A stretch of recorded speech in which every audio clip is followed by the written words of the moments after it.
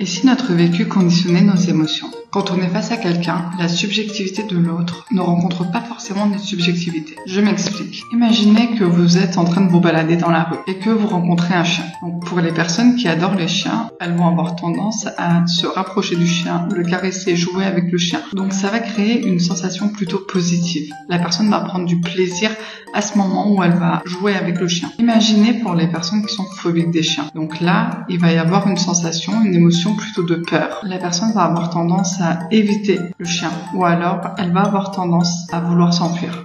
Donc pour les personnes qui aiment le chien, l'émotion ressentie va être la joie et le comportement mis en place va être d'aller vers. Alors que pour les personnes qui ont peur des chiens, l'émotion ressentie va être plutôt la peur et le comportement mis en place va être l'évitement ou la fuite. Donc votre subjectivité ne sera pas la même que d'autres personnes. Tout dépend de l'expérience que vous avez vécue et de la représentation que vous êtes fait de cette expérience. Et l'émotion va être conditionnée par votre vécu. Donc c'est en fonction de votre vécu que le contexte va déterminer l'émotion qui va apparaître. Soyez donc à l'écoute de vos émotions.